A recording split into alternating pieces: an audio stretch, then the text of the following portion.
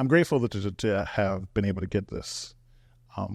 Like I said, I've said this plenty of times, but I don't mind saying it in the podcast because it is a cherished experience for me to have another individual, a MAB person, male, Black, practicing a level of awareness that is akin to my spiritual teachers that I grew up with, Ram Dass, Alan Watts, Terrence McKenna, and then to be able to still facilitate that without in my experience, because other people may experience you differently, but that's where they are in their life and that's how they perceive you, which is uncomfortable. But in my experience of you, it has consistently been, this is a safe space for me to be vulnerable in every shade.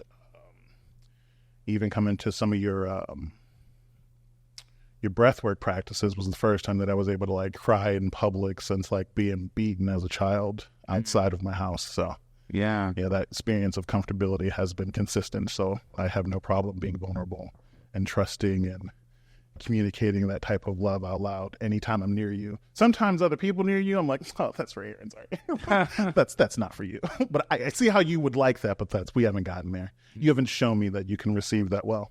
Yeah, I appreciate that reflection, and also like for constantly reminding me, because I'm so used to just output, service, like meeting people where they're at, and not having that energy flow back to me, and you've consistently reciprocated and make me remember that I am worthy as well. And that's something that I'm extremely grateful for. Yeah. It's a pleasant experience, to say in the least. It's like being a part of two different mycelial patches and seeing that we're not competing with each other. There's tons of food here. Yeah. Yeah. How do we get out of that, like as a collective, as a community, like out of the competition mindset? Well, that comes down to epigenetics, at least in my understanding. Epigenetics is essentially in small, because I like to do things in my podcast. If you ever get an opportunity to listen to it, I like to stay simplistic because I have a wide viewer base. Even though it's like 5 people, they're just all over the world. Epigenetics is essentially you have a memory in your somatic response. Your physical vessel has a memory of an experience that predates you through your ancestral lineage. And we have a scarcity mindset. It was bred into us. We were bred to think that we were less than. We were bred to think that there was less. We were bred to think that there wasn't enough. Crabs in a barrel is a really good analogy. And we can talk about our community being brown people, being brown men who are supposed to be the quote-unquote pillars, but haven't been given the opportunity to do that since it's been ingrained into our community that we aren't shit if we aren't doing a very specific type of narrative.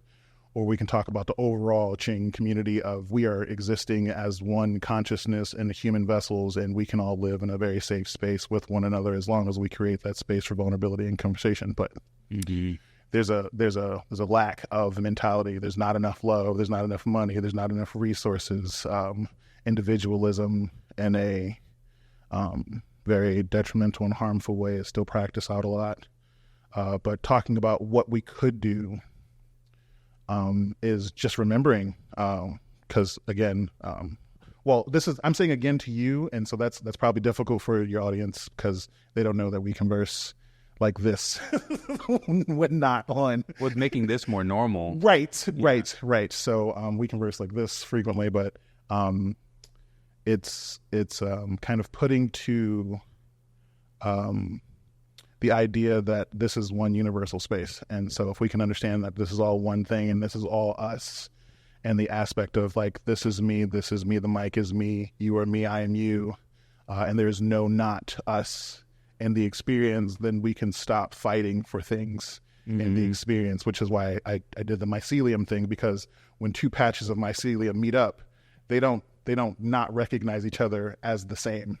They go, oh, look, there's resources. What do you have that I can have? Yeah. What do you need right now? Do you need carbon? Do you need nitrate? I have some of that, and I'm working with this ficus behind me. Oh, I got an aspen over here that I'm working with. Oh, I'm hanging out with some blueberries. So if you need some ammonia or like some acidity, I can pass that to you, and there's no competition. There's like immediate togetherness. So yeah, If we could process like that, I mean, it's going to start with us, you know, it's going to start with the microbials.